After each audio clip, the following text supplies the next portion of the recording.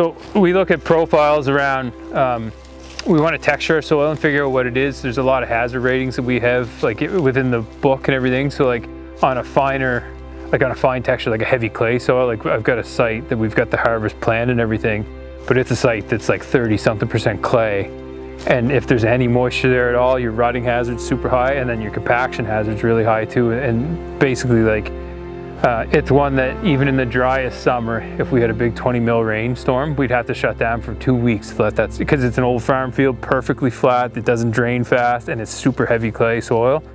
And even if you didn't rut, you would do so much compaction damage that it would be like a century before that soil's like breaks itself up enough to where it's productive and you could grow trees back on it again. If this is a soil type 2, especially if it's like a little bit of the coarser stuff, it's really well drained. You're probably like a sandier soil, you can't compact it. It's sand, you're not gonna compact it.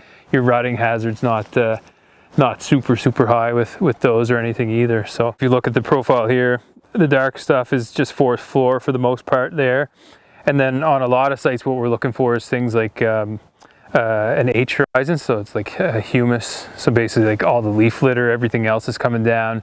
If you start to get like basically topsoil, a really nice dark brown stuff there, that's your good like high nutrient soil. Typically you'll find that more in like hardwood stands, or you'll find it a lot of times on old field sites too. You'll get a really thick one where we would call it an AP horizon, so it's plowed, but it's really enriched because it's been plowed a whole bunch of times, or if it's in the woods, maybe you have worms or anything in there and like decomposers, so you get a lot of that. And you know that it's a richer site, probably if you find it, you're expecting richer species, so you know, yellow birch, sugar maple, might be even in a mixed wood.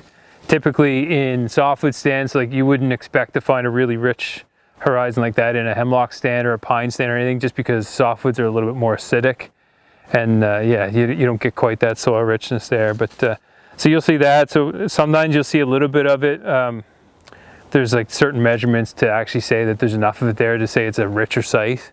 You know, just kind of talks to what it's capable of growing. So in this one, we've actually got, this would be an AE horizon. So this is a alluvial, and that just talks to, it's really white like that because it's a coarser soil, probably some sand there and stuff. And as the water hits it, it goes down through and actually strips out some of the minerals and stuff and carries it a little bit further down into the soils. So we look at it for that, and then for productivity. And so for typing out soils on ones like this, we'll go down through.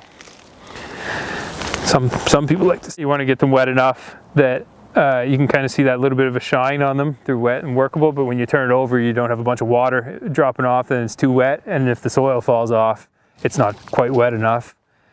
So we'll do that, and we do basically what we call a stick test. So just take a bunch of it, push your fingers together, pull your fingers off, and that's measuring, we're looking for 3 things, so clay, loam, and sand.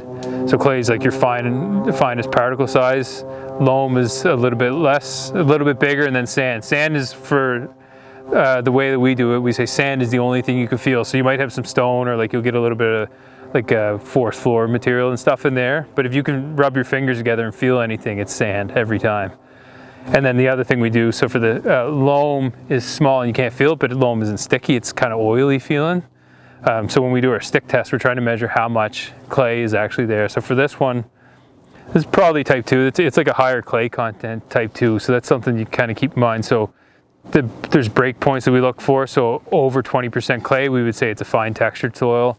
And that's where you get like, you're gonna have, it's slower draining. I mean, on a slope like this, maybe not so bad, but yeah, it's a little bit slower draining, a little bit higher risk in the clay soils or the loam soils of rutting or like soil damage and stuff. If I was typing this one out, I would say it's a 2, because there's sand, there's not big sand, it's pretty fine stuff.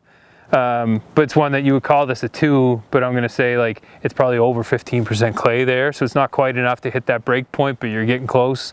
So like some type 2 soils you're going to say is way under 10%, and your risk of rotting is low. This one's it's still a 2, but it's a little bit higher.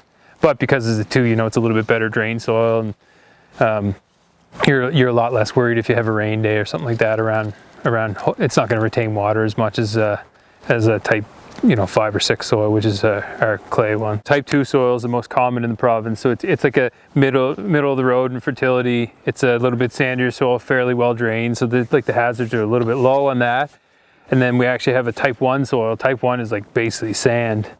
That's, you think of sand, there's nothing there to actually hold any of the nutrients or anything.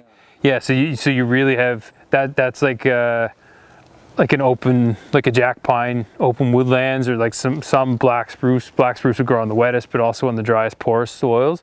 So like if you get a type 1 soil, that's a really, really low productivity soil. You're not expecting, you're not going to get a type 1 and say, oh, I'm gonna, you know, grow a bunch of sugar maples here or something like that. It's just not possible. There's no nutrients there to support that. If you look, like say through the cobblewoods where we've done some clear cutting in old sugar maple stands, sometimes what happens in those is after you clear cut it actually comes back as a fir stand. But it takes a long time for that soil profile to change, like more than one rotation of fir to change that from what may have been a really rich soil, but still, you know, fir will grow on the richest and the poorest, or not the poorest, but pretty poor soils. So sometimes you might actually be going through and looking at this saying, that's kind of weird that there's fir here and stuff. And then you start taking your soils and you keep getting like a good AH, like with the humus profile there.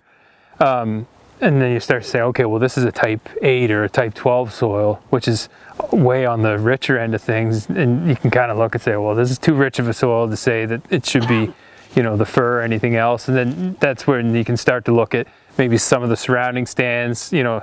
If you've worked in the area a lot, you might have some suspicions that it probably should be more of a tolerant hardwood site. And then typically on those ones, what will happen, you're going to see it in the soil, and then as you're walking through, you'll start to pick up, you know, oh, there's a sugar maple, there's a yellow birch, there, you know, even red spruce or hemlock or something like that, to say this is a little bit of a richer site, and you know, it gives you good guidance of where you should be trying to direct it. You think of like white pine, black spruce is a somewhat common, especially in the west, a bit of a common veg type. And they don't need a whole lot of nutrients, so they can grow on pretty thin soils and stuff. When we were into a stand in like down towards Kedgie, you know, black spruce like this, some of the pine was bigger, and you're looking, we were talking a little bit about treatment and everything. It was, Kevin was tricking us basically. And he's like, well, what about soil? And you get going looking, there was 10 centimeters of forest floor, 5 centimeters of good mineral soil, and then bedrock. And now it's not entirely through the whole stand, it's up and down a little bit, but it was hard to find. Basically shallow soils is anything under 30 centimeters of good organic, or of mineral soil.